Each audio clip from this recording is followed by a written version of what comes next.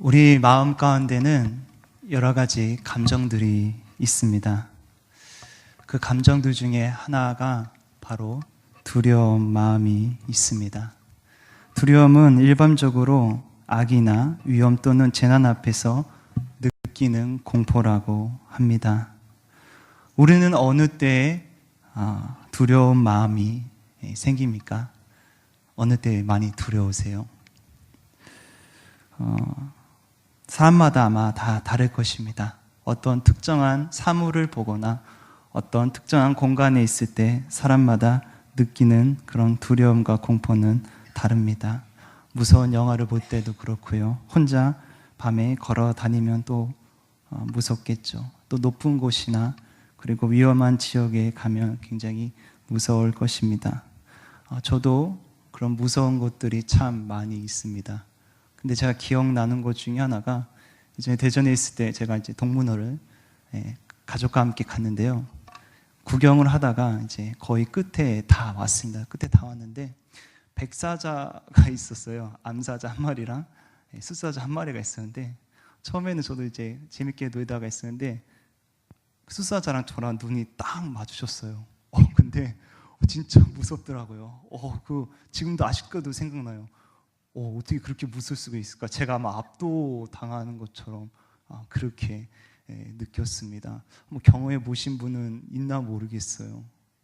그러면서 우리가 어떤 부분이 있지만 이렇게 무서움이 참 많이 있습니다. 그런데요, 이런 두려움을 가지고 마케팅이 있대요. 공포 마케팅이라고 있는데요. 소비자들에게 이 불안과 두려움을 일으켜서 그 물건을 구입하지 않으면 안 되는 것처럼 그렇게 마케팅을 한다고 합니다. 그래서 우리 주부님들 혹시 쇼핑 TV 보시나요? 자주 보시면 안 됩니다. 보시다 보면 굉장히 산 것들이 꽤 많이 있을걸요. 예. 나중에 사고 나서 후회한 적도 좀 있을 텐데 너무 많이 보시면 안 돼요. 계속 보시다 보면 분명히 저도 어떤 경우가 있으면 컴퓨터가 있어요. 그런데 분명히 저보다 사양이 낮은데도 불구하고 진짜 저거 사고 싶다라는 그런 마음이 들 때가 정말 있더라고요. 또한 우리 대한민국은요, 교육열은 정말 세계 내놓아도 최고입니다. 그래서 어렸을 때부터 부모님은요, 자녀를 교육합니다. 조기 교육이죠. 외국어나 예체능 등을 배우도록 합니다. 이유는 똑같죠. 내 자식이 잘 되기 위해서, 또 내 자녀가 또 잘 키우기 위해서라고 말할 것입니다. 하지만 그 마음 가운데도 들여다보면요, 두려움이 있어요. 왜 그러냐면요, 내 자녀가 다른 자녀보다 뒤처져지면 어떻게 할까? 다른 자녀가 더 잘하면 어떻게 하지? 하는 이런 경쟁, 그런 마음, 두려운 마음 때문에 계속 아이들을 교육시킨다고 하십니다. 그래서 이 부모는요, 그 두려움을 해소하기 위해서 자녀들이 힘들다고 해도 또 싫다고 해도 과도하게 교육할 때가 참 많이 있습니다. 그러면서 이렇게 얘기하죠. 다 내가 너 잘 되라고 시키는 거야 라고 이렇게 얘기를 합니다. 하지만 그 교육이 과하다 보면 교육이 아니라 사육이 되어버린다는 것이죠. 그리고 그 두려움 때문에 행한 그 교육이 부작용이 남고 후회를 남게 됩니다. 자녀의 관계가 그때부터 깨어지게 된다는 것이죠. 아마 우리는 살아가면서 두려움을 없이 살 수는 없을 것입니다. 하지만 우리가 두려워할 것과 두려워하지 말아야 할 것을 우리가 구분해야 된다는 것입니다.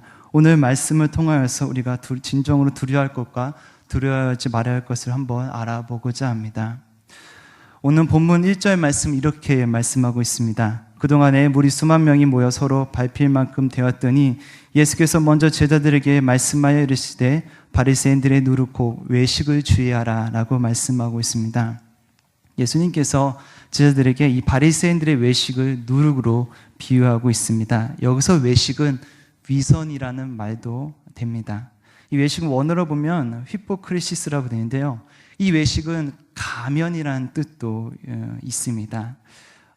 고대 이제 영국 배우들이 가면을 뜻하는 말이 있는데요, 지금이야 이제 화장술이 발달해서 가면을 잘 쓰진 않지만 이 고대에는 가면을 쓰면서 연기를 했다고 합니다. 그래서 그 배우가 실제로 어떤 모습인지 어떤 사람인지 모르지만 예쁜 가면을 쓰면 미녀가 되기도 하고요.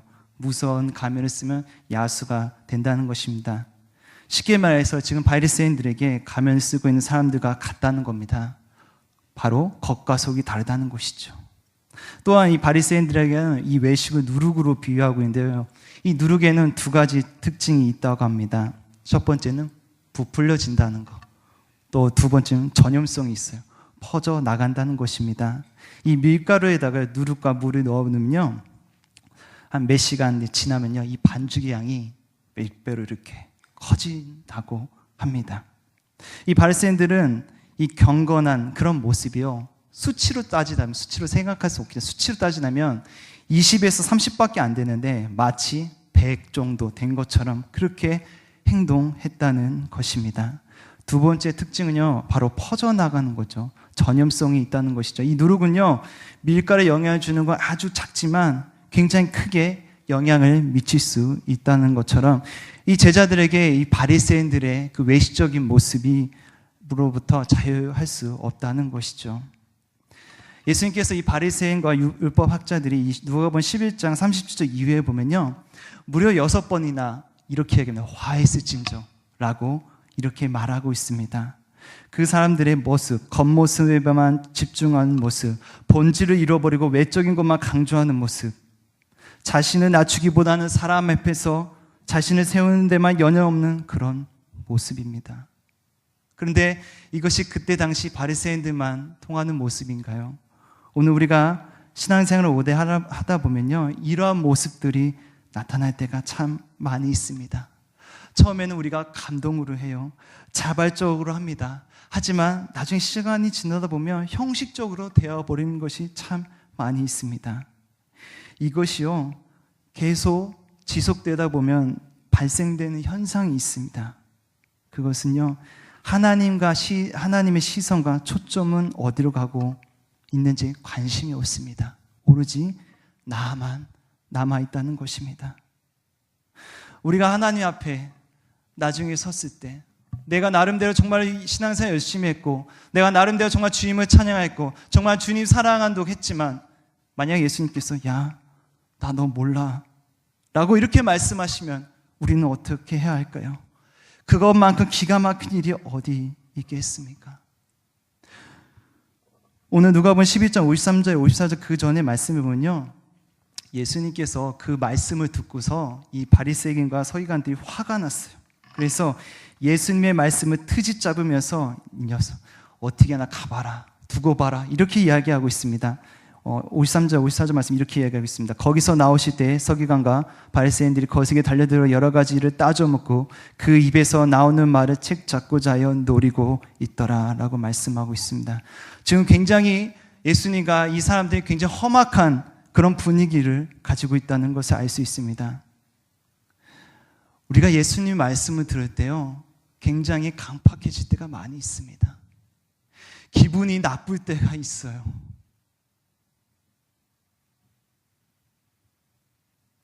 그들은 오직 스스로 의인이라고 자처하는 교만한 마음만 있습니다. 오늘 우리가 주님의 말씀을 통해서 정말 우리가 우리 자신을 돌아보고 있습니까? 그렇지 못한다면 우리는 주님께로 한 걸음도 더 나아가지 못한다는 것입니다. 오늘 말씀에 제자들은요, 잔뜩 마음에 부풀어 있을지도 모르겠습니다. 수많은 사람들이 예수님을 따랐거든요. 이 땅을 밟고 있는 산 인간이라면 너나 나가 할 것 없이 수많은 무리에 관심을 가질 것이 있습니다. 겉으로 크게 보이는 것에 관심을 가지고 있을 수밖에 없습니다. 지금 예수님은 다른 사람들이 참 많이 있습니다. 그러나 정말로 진정으로 예수님을 믿고 따르는 사람들은 정말 몇이나 될까요? 오늘 우리에게 정말 중요한 것은요, 주님을 진정으로 따르느냐 따르지 않느냐는 것입니다. 오늘날 우리는요, 나와 의사와 상관없이 수많은 유혹과 수많은 죄악 가운데 우리가 살아가고 있습니다. 우리가 어떻게 살아가야 될까요? 그냥 살아갈 것입니까? 우리가 정말 주님을 붙잡고 나아가야 되지 않겠습니까? 오늘 이 바리새인들의 그 모습을 보면서 그 다음 절 말씀이 이렇게 말씀하고 있습니다. 감추인 것이 드러나지 않을 것이 없고 숨을 것이 알려질 것이 없나니라고 말씀하고 있습니다. 우리는요, 간혹 보면요, 뭔가 계속 숨길 수 있다고 생각을 합니다. 그러니까 죄를 지어도 아무런 느낌이 없는 것입니다. 하나님께서는요, 다 알고 계세요. 머리털까지 세시는 분이라는 것이죠. 그런데 그 불구하고 우리는 계속 숨기려고 합니다. 계산하려고 합니다. 사람은요, 많이 포장하면 포장할수록, 강한 척하면 강한 척할수록 우리에겐 불안과 두려움이 있다는 것입니다. 그 다음 말씀은 예수님께서 이렇게 말씀하십니다. 두려워하지 말라, 그리고 두려워하라는 말씀입니다. 오늘 제자들은 그 수많은 사람들 보면서 이제 나도 예수님 이제 인기 있으니까 뭔가 해야겠지, 뭔가 잘 된 수 있겠지라는 그 예수님을 바라보았을 것입니다. 그런데요, 예수님이 바라봤을 때 예수님이 생각하는 것과 제자들 생각하는 것이 너무나도 다르다는 것이죠. 예수님은요, 현재 상황에 그 도취해 있지 않았습니다. 계속해서 제자들에게 그 다음을 기억하면서 단속하시고 경계한다는 것을 볼 수 있습니다. 우리 그리스도는요, 가장 중요한 것은요, 주님께서 원하는 모습을 볼 수 있어야 된다는 것입니다. 어제는 우리의 역사 속에서 흘러가 버렸습니다. 그것은 돌이킬 수도 없고요, 고칠 수도 없고 바꿀 수도 없습니다. 그러나 내일은 어제처럼 살지 않을 수 있습니다. 그 분기점이 바로 오늘이라는 것입니다. 오늘 이 시간에 정말 새롭게 하는 시간이 되어야 한다는 것입니다. 그 사람이 발전되는 사람이죠. 어제의 성공에 연연해서는 안 됩니다. 어제의 실패에 좌절하면 안 됩니다. 어제의 성공도 어제의 실패도 어제로 끝나버린 것입니다. 오늘이 나를 새롭게 창조한 이 새날이라고 생각하면 보다 나은 내일을 귀하게 살 수 있다는 것입니다. 오늘 말씀드리고 싶은 것은요, 두려워할 것과 두려워하지 말아야 할 것을 알아야 된다는 것입니다. 예수님은요, 사람들이나 권세자들이나 종교 지도자들을 두려워하지 않았습니다. 참으로 두려워할 자 하나님을 절대적으로 의식하고 살았다는 것이죠. 하나님과 함께 살았을 뿐만 아니라 하나님을 의식하며 살았습니다. 하나님의 눈치를 보며 살았다는 것입니다. 하나님의 마음을 헤아리면서 살았다는 것입니다. 저와 여러분은 세상을 살면서요, 아무리 우리가 정말 신앙생활 동독해 해도 우리에게 육신적인 두려움이 엄습할 때가 있습니다. 우리가 육신적인 두려움에 사로잡히는 것은 내가 하나님을 두려워하지 않는 결과입니다. 하나님을 두려워하지 않는 결과가 육신의 두려움이 나를 두렵게 한다는 것입니다. 무엇을 두려워하고 있습니까? 세상을 두려워하고 있습니까? 마귀를 두려워하고 있습니까? 아니면 정말 주님을 두려워하고 있습니까? 우리가 하나님을 두려워하게 되고 그리고 마귀를 두려워하게 되면 어떤 삶의 결과가 나타나는가, 오늘 8절 말씀에는 이렇게 증거하고 있습니다. 8절 말씀 이렇게 말씀하고 있습니다. 또 내가 또한 너에게 말하노니 누구든지 사람 앞에서 나를 시인하면 인자도 하나님의 사자들 앞에서 그를 시인할 것이요 라고 말씀하고 있습니다. 하나님을 두려워하는 사람은 반드시 하나님을 시인하게 되어 있습니다. 또 두려움이 오면 올수록 더욱 시인하게 됩니다. 이 시인하는 과정 속에서 두려움은요, 물러가게 된다는 것입니다. 하나님을 두려워하는 자는 하나님을 시인하고 마귀를 두려워하는 자는 하나님을 부인합니다. 여기서 부인한다는 말은 말하지 못한다는 것이죠. 왜 우리 입에서 하나님을 시인하는 말씀이 나오지 않습니까? 하나님을 두려워하지 않기 때문입니다. 그래서 잠언서는 하나님을 경외하는 것이 지혜의 근본이라고 말씀하고 있습니다. 경외한다는 말은요, 두려워한다는 말입니다. 거기서부터 지혜가 나온다는 것입니다. 두려워한다는 것, 막연한 두려움이 합니다. 하나님을 경외하고 높여드린다는 것도 함께 포함되고 있다는 것입니다. 우리 삶 가운데 하나님을 두려워하고 경외하는 모습이 있어야 할 것입니다. 우리 그리스도인들은요, 그리스도의 말을 해야 됩니다. 참새는요, 참새 소리를 내야 되고요, 꾀꼬리는 꾀꼬리 소리를 내야 합니다. 그것이 자연의 원리입니다. 그렇기 때문에 이 그리스도 임에서는 이 그리스도의 말이 나와야 한다는 것입니다. 특별한 사람만 그렇게 한다고 생각하지 않기를 바랍니다. 참새들 세계에서는 뭐 어떤 특별한 참새가 있습니까? 보통 참새가 있습니까? 새는 새고 개는 개고 고양이는 고양이입니다. 우리가 보았을 때는 크게 다른 점이 없습니다. 모양이나 생김새가 조금 다를 뿐입니다. 우리가 너무 안일한 마음으로 살아가지 않기를 바랍니다. 우리가 현실주의에 묻혀서 살지 않기를 간절히 원합니다. 현실주의는 무엇입니까? 우리가 그냥 있는 그대로 산다는 것이죠. 우리가 조금 여유 있으면요, 하나의 말씀 몰라도 괜찮다고 합니다. 그래서 말씀 듣지 않아도 되고 그냥 예배당 안 와도 되고 그런 것들이 참 많이 있습니다. 겉으로는 우리가 정말로 신앙인처럼 생활할 때가 얼마나 많이 있습니까? 외식의 진정한 의미는 어찌 보면 형편에 맞춘다는 것입니다. 상황에 맞춘다는 것입니다. 우리 기독교는요, 원래 개혁 교회입니다. 천주교회는 가톨릭은요, 전통을 중요시합니다. 우리 개혁교회는요, 새로움을 중요시합니다. 이것이 무슨 말입니까? 우리가 날로 새로워진다는 것입니다. 새로워지는 것은 현재의 껍질을 계속 벗어서 계속해서 새로워지고 나아간다는 것입니다. 우리가 옛것을 집착하지 않기를 바랍니다.